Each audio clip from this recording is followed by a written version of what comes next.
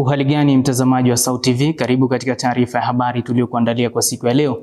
Na miongoni mwa taarifa tulizonazo ni pamoja na hoja ya vuai ya waibua wanafunzi wa Chuo Kikuu cha Mtakatifu Agustino SAUT Mwanza. Majaji wa ICJ wakubaliana kutoa mwongozo wa kisheria kuhusu hatua za Israel dhidi ya UNRWA. Na katika michezo, wadau waiomba serikali kutoa kipaumbele kwenye michezo mingine nchini. Kwa hayo na mengine mengi, ongozana nami John Masawi nitakaye kusomea habari za kitaifa na kimataifa. Catherine Kaberege atakusomea habari za biashara, na katika michezo tutakuwa naye Avelina Daniel. Na tuanze na habari za kitaifa. Kufuatia kuibuka kwa mjadala kuhusu mfumo wa elimu ya vyuo vikuu nchini Tanzania, hususan madai kuwa wanafunzi wengi wanasoma kwa lengo la kufaulu mitihani badala ya kujenga ujuzi wa kazi na maisha, wanafunzi kutoka Chuo Kikuu cha Mtakatifu Agustino SAUT Mwanza wametoa maoni yao, huku wakiomba serikali na mamlaka husika kufanya mabadiliko katika mfumo wa elimu na mitaala ili kuendana na mahitaji halisi ya soko la ajira baada ya kuhitimu vyuoni. Ripoti yake Eva Melchiori inatujuza zaidi. Zikiwa ni siku kadhaa sasa zimepita baada ya hoja iliyotolewa na mbunge wa kuteuliwa Shamsi Vuhai bungeni jijini Dodoma kuwa mfumo wa elimu wa sasa umelenga zaidi kukalili ili kufaulu mitihani badala ya kujengea wanafunzi ujuzi wa maisha katika kazi. Mfumo wetu wa elimu hautengenezi wahitimu wenye weledi na umahiri mkubwa, kwa sababu hauzingatii shauku ya kujifunza kwa wanafunzi, lakini pili, hauzingatii vipaji vya wanafunzi. Kufuatia kauli hii, SAUT TV imezungumza na baadhi ya wanafunzi wa Chuo cha Mtakatifu Agustino jijini Mwanza, na haya ndio maoni yao juu ya kauli hiyo. Kwa namna ninavyofundishwa, ukiangalia kwa sasa hivi mfumo umebadilika. Wanafunzi wengi tuna mambo mengi kichwani. Kwangu mimi naona mfumo wa kufundishwa ubadilishwe zaidi. Uwe na wanafunzi tuwe na muda mwingi sana kujitafutia, sio kwa mwalimu kile anachotupa. Muda mwingi sana mwalimu anatumia kutufundisha hapo vitu, muda mwingine havina mantiki. Masomo tunayofundishwa yanazingatia sana kujibu mtihani. Kwa sababu gani? Kile tunachokisoma ndo tunaenda kukijibu kwenye mtihani. Hatufundishi kufanyaje? Kwenda kupambana na nini? Na kazi au ajira mtaani. Kuna umuhimu wa kubadilisha namna ya kufundishwa au mtihani inavyotungwa. Kwa sababu gani? Tunapofundishwa tunazingatia theory sana, nadharia. Hatufundishi practical, yani kwa elimu kwa vitendo. Inalenga sana kujibu mitihani, sio kutukuza labda baadaye. Hii kwa sababu mfumo wao kwanza, yani vitu tunavyofundishwa sisi na mitihani yenyewe inakuja kutungwa haiko direct kabisa kwenda labda kutufanya sisi labda tuweze kusimamia labda pale hapo tunakuwa tunaanza kwenye kazi zetu zile ambazo labda tunataka kwenda kufanya. Yani in short ni kwamba ipo kimaslahi sana ya kujibu mitihani. Naye mhadhiri katika Chuo cha Mtakatifu Agustino jijini Mwanza, Imam Juma, amesema kuwa moja ya changamoto ni mfumo wa ufundishaji wa elimu, licha ya juhudi zinazofanyika kuzidi kuboresha elimu ya vitendo zaidi. Kwanza mifumo haisapoti hiyo namna ya ufundishaji. Mifumo haisapoti, lakini kwa kawaida ukishaona kwamba kuna changamoto sehemu, na ukiwa kama msomi tunafunzwa kutatua changamoto.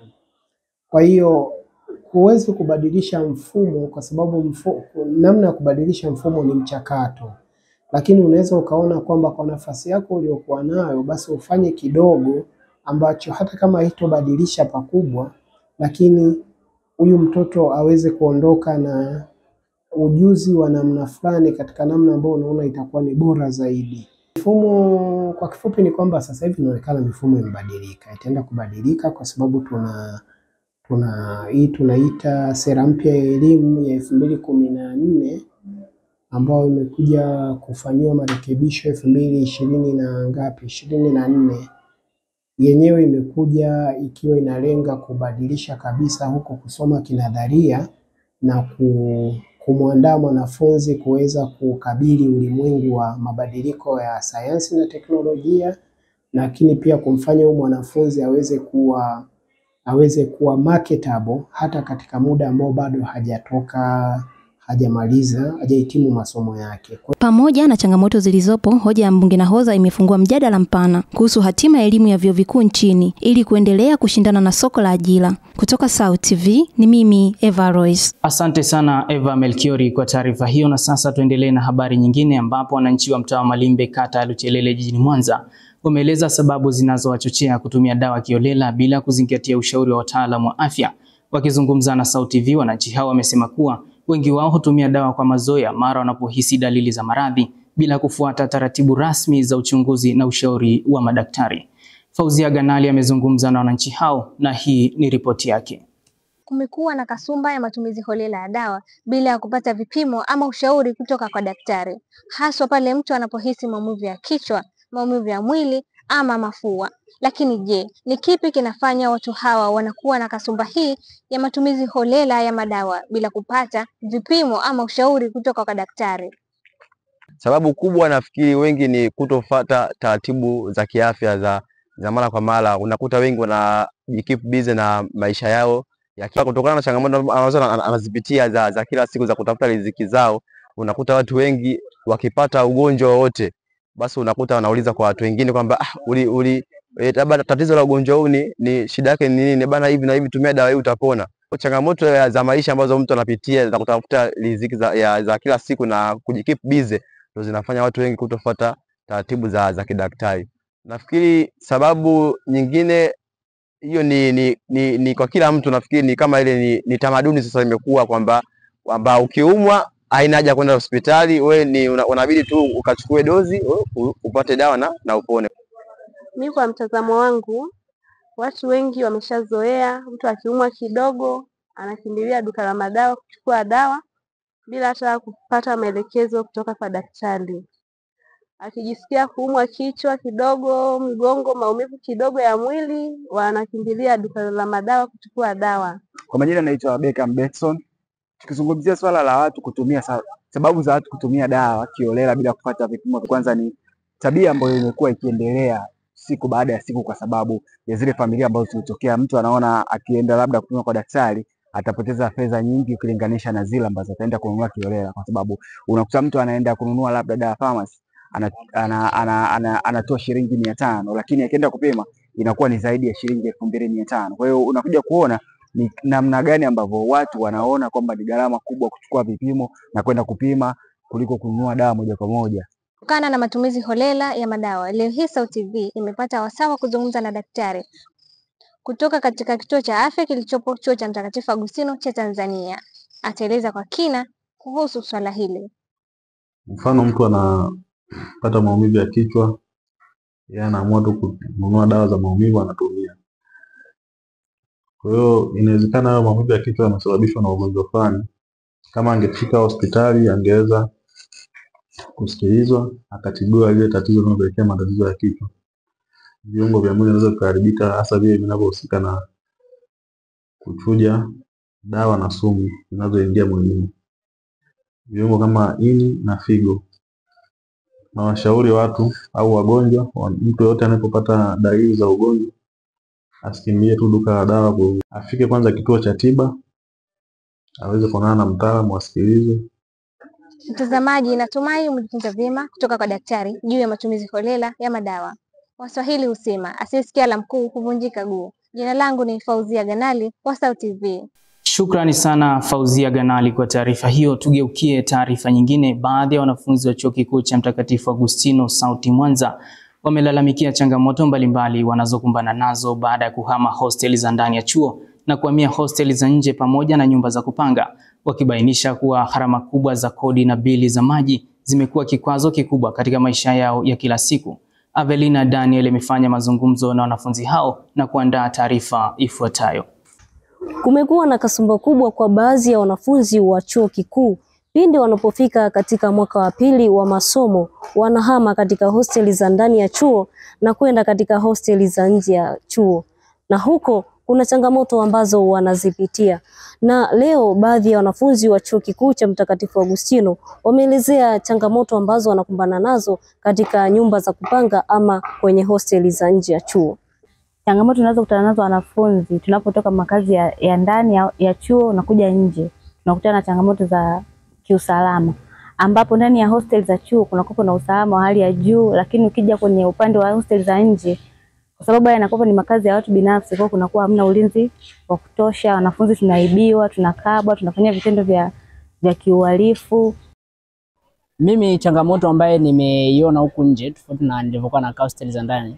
Kwanza nje naona kama gharama za maisha zimeongezeka zaidi. Ukichangia kwamba hela ambayo nilikuwa nalipa kwa hostel za ndani ilikuwa ni ndogo kulinganisha na hela ambayo nailipa huku nje. Huku nje kodi ni kubwa sana, michango ya maji. Nilikuwa nimeshazoea nikishalipa hela moja kwa moja inakuwa ina consist maji pamoja na umeme. Lakini huku ni vitu viwili tofauti. Changamoto nayoona mimi ukikompea hostel za ndani na za nje ni kuhusu gharama ya usafiri. Wajibu wa mali zako. Kwa mfano, muda mwingine unakuwa umbali ndio unakuwa unachochea kuongeza gharama za usafiri. Kwa mfano, una kipindi labda saa 1 asubuhi, alafu labda umechelewa, umbali ni mrefu. Kwa hiyo inabidi utumie gharama kubwa labda pikipiki ili uweze kufika on time kwenye kipindi. Na kuhusu mambo bili kwa mfano za umeme, za maji, ukiachana na hosteli za ndani, kwa mfano ukilipa 300,000 au 400,000, bili za maji na za umeme zinakuwa moja kwa moja. Lakini ukiwa nje, kwa mfano muda mwingine mambo yamepishana, afu zinakuja mara bili ya maji, bili ya umeme. Kwa hizo ni changamoto ambazo unakuwa unapitia, afu unakuwa huna chochote kile. Changamoto kubwa ambayo tunakutana nayo hasa pale mwanafunzi akitoka hosteli za ndani kwenda hosteli za nje, inakupo sehemu moja kwa moja masuala mazima ya kiuchumi. Yani inatakiwa uwe na pesa nyingi sana ili uweze kujikimu, kwa sababu ukiangalia hosteli za ndani gharama yake ni ndogo, lakini hosteli za nje ingawa kuna uhuru mkubwa zaidi, lakini gharama zake ni kubwa. Hata ukianza kufananisha katika level mbalimbali au watu mbalimbali katika swala zima la maji, tofauti kabisa na ukiwa ndani. Swala zima la kodi tofauti kabisa ukiwa ndani. Mfano ukiwa nje kodi yake ni ghali sana kuliko ndani. Ndani ukilipia tu kodi ya jengo au kodi ya hostel unapata maji bure na mambo mengine, masuala ya ulinzi na masuala mengine, lakini ukiwa nje tofauti kabisa. Na mtazamaji wa SAUT TV, hao ndio walikuwa baadhi ya wanafunzi wa Chuo Kikuu cha Mtakatifu Agustino wakielezea changamoto ambazo wanazipata mara baada ya kuhama katika hosteli za ndani na kwenda kuishi katika hosteli za nje ama nyumba za kupanga. Ulikuwa nami Avelina Daniel wa SAUT TV. Asante sana Avelina Daniel kwa taarifa hiyo. Na mtazamaji, taarifa hiyo ndio mwisho wa habari za kitaifa kwa siku ya leo. Tupate mapumziko mafupi, punde ni katika habari za kimataifa.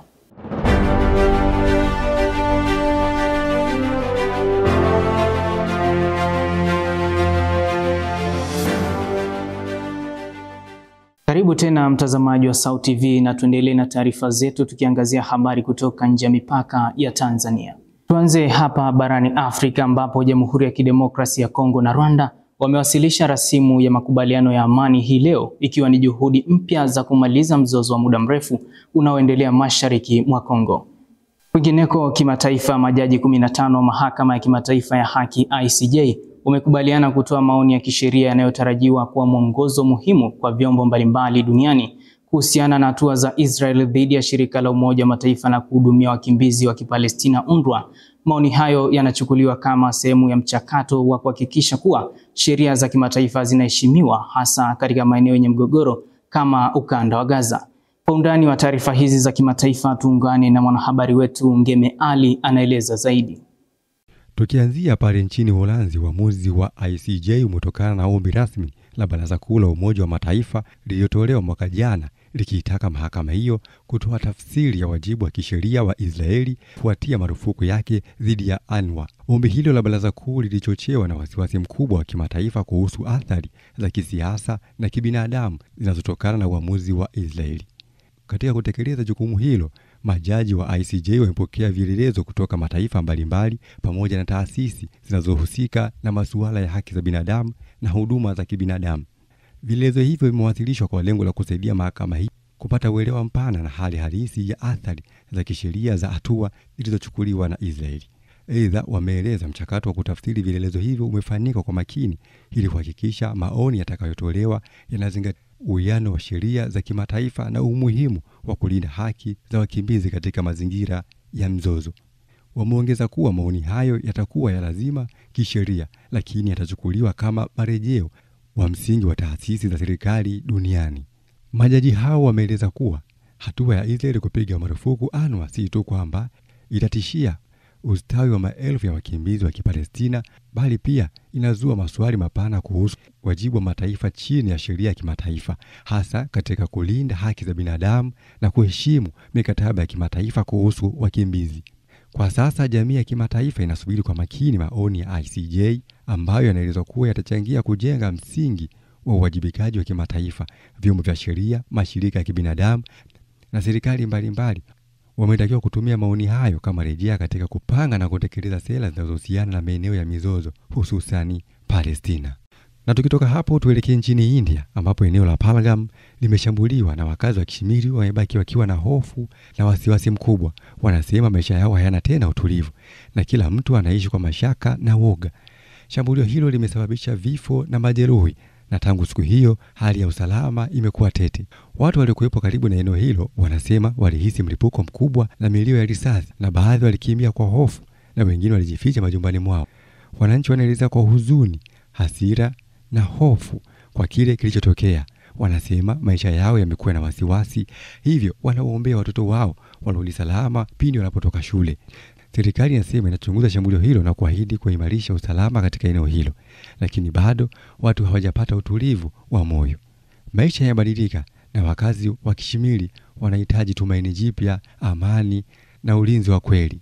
Na tukitoka hapo tumalize na story kutoka DRC Congo, ambapo serikali ya nchi hizo mbili wamesema kuwa rasimu hiyo inajumuisha makubaliano ya kuheshimu mipaka ya kitaifa, kushirikiana katika vita dhidi ya makundi yenye silaha pamoja na kudhibiti biashara ya madini inayotajwa kufadhili mapigano.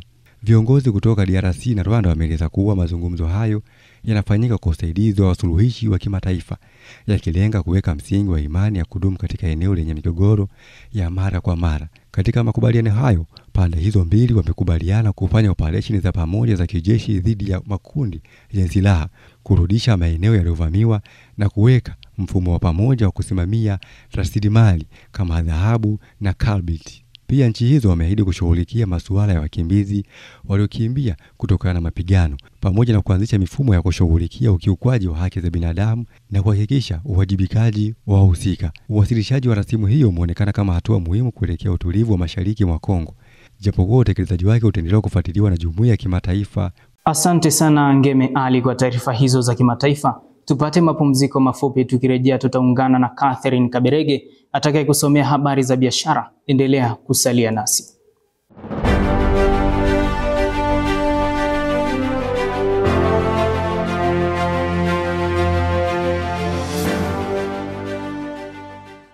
Wiki hii kwenye Sudi wa Boda. Usiogope. Mimi mwenyewe nataka nipeleke mrejesho sijui lini huko. Biblia inasema enendeni ulimwenguni kote mkaihubiri Injili.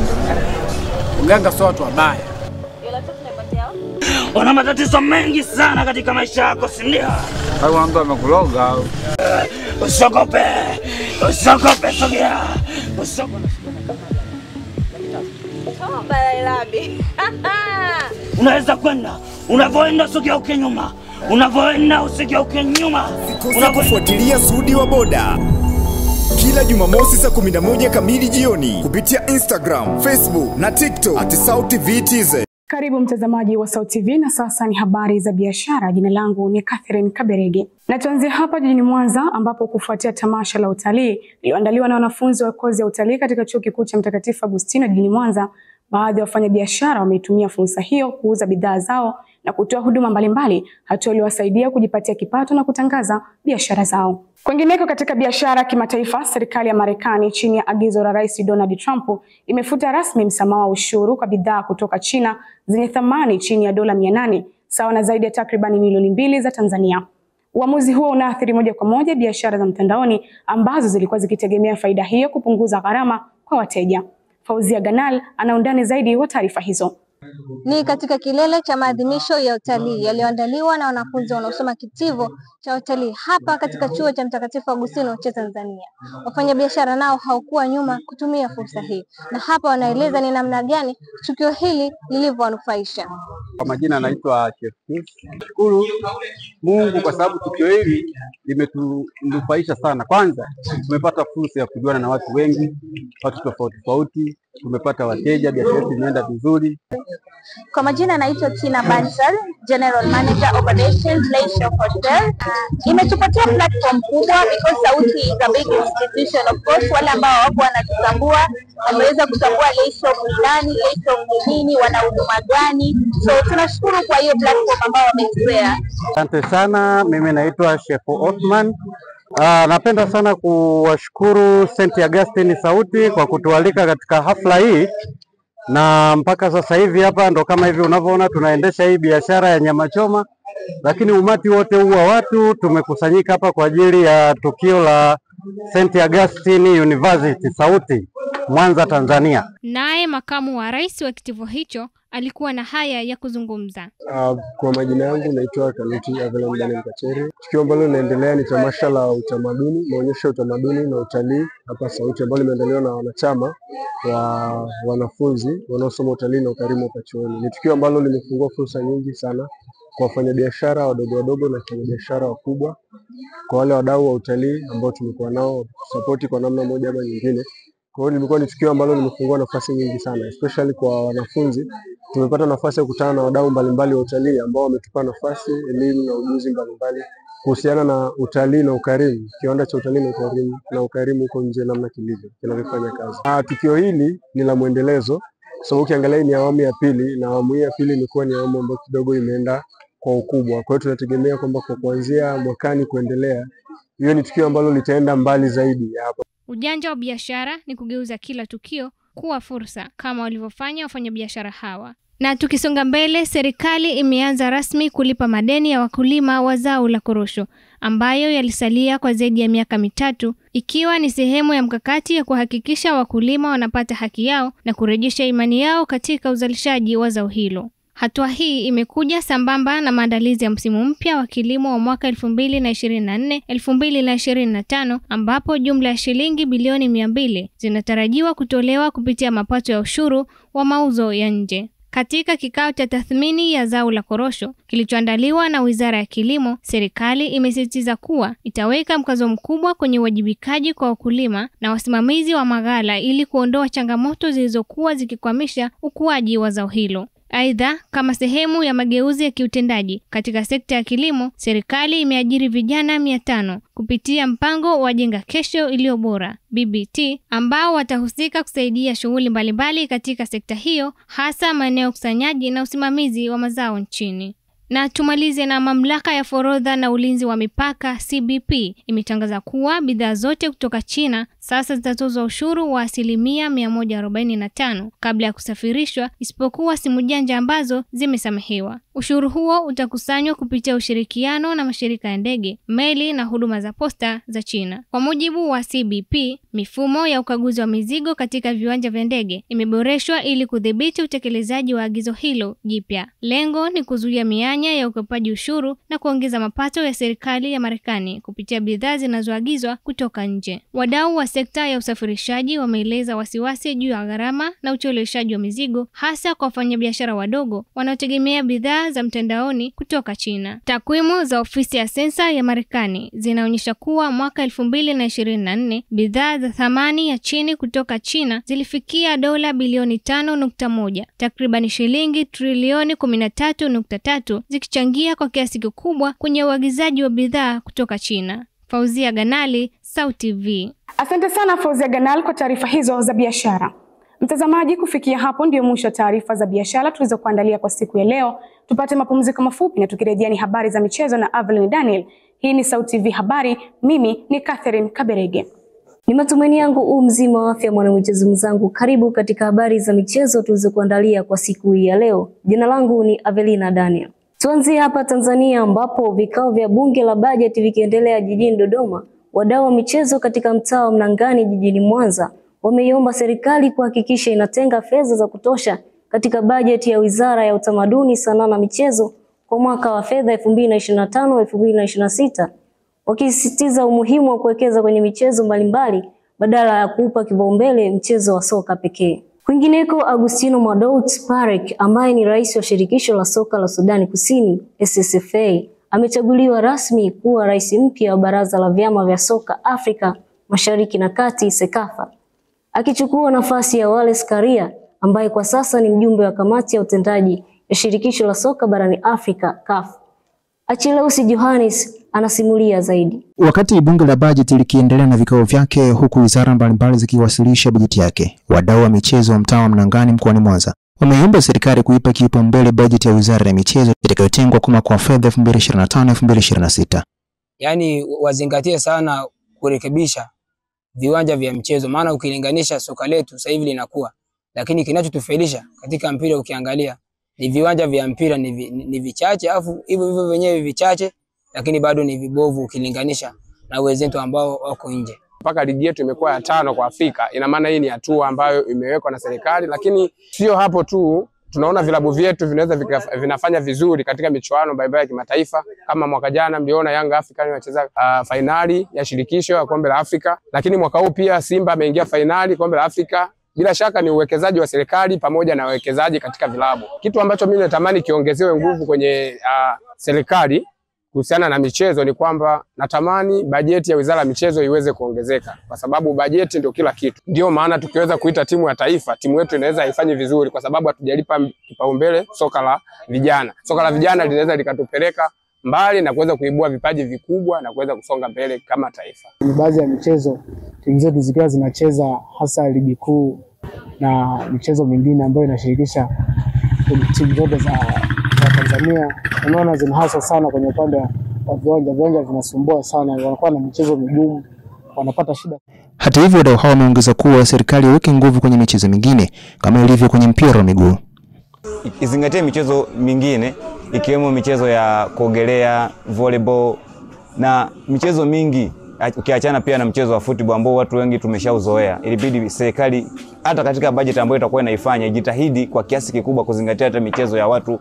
Pia kuna michezo ya watu ambao wanajua kuogelea zaidi. Serikali isijikite katika upande mmoja wa mpira wa miguu, bali iwekeze katika michezo tofauti tofauti ikiwemo riadha, michezo ya golfu na vitu kama hivyo. Pia waanzishe akademi za riadha ili waweze kukua kimchezo.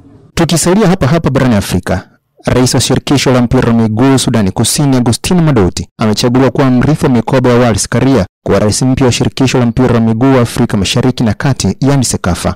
Uchaguzi huu umefanyika katika kikao rasmi cha Sekafa kilichowakutanisha viongozi wa vyama vya soka kutoka nchi wanachama, ambapo Agustino alipata uungwaji mkono mkubwa kutokana na mchango wake. Licha ya changamoto nyingi za kiutawala na kiusalama zinazoikumba nchi hiyo, uongozi wake umechangia kuimarika kwa timu ya taifa na maendeleo ya ligi za ndani. Kwa upande wake, Wallace Karia amepongezwa kwa mafanikio aliyopata akiwa rais wa Sekafa, ikiwemo kuimarisha ushirikiano wa kikanda na kuhakikisha mashindano ya Sekafa yanaendelea kuandaliwa licha ya vizingiti mbalimbali. Nafasi yake sasa katika kafu inampa fursa ya kushiriki katika maamuzi ya juu zaidi ya soka la Afrika. Na tumalize katika uga wa kimataifa. Huko mjini Barcelona, baada ya klabu hiyo kuthibitisha kurejea uwanjani kiungo wake Marc Casedo aliyekuwa nje kwa muda kutokana na majeraha ya goti. Casedo, raia wa Hispania mwenye umri wa miaka 21, anayekipiga ndani ya Barcelona katika nafasi ya kiungo mkabaji, amekuwa nje ya uwanja kutokana na majeraha ya goti aliyopata wakati akitetea kibarua chake dhidi ya Atletico Madrid. Achilles Johannes, SAUT TV. Asante sana Achilles Johannes kwa taarifa hizo za kimichezo. Hadi kufikia hapo sina la ziada katika michezo kwa siku ya leo. Mimi ni Avelina Daniel. Na sasa nirudishe kijiti kwake John Masawe kwa kutamatisha taarifa habari kwa siku ya leo.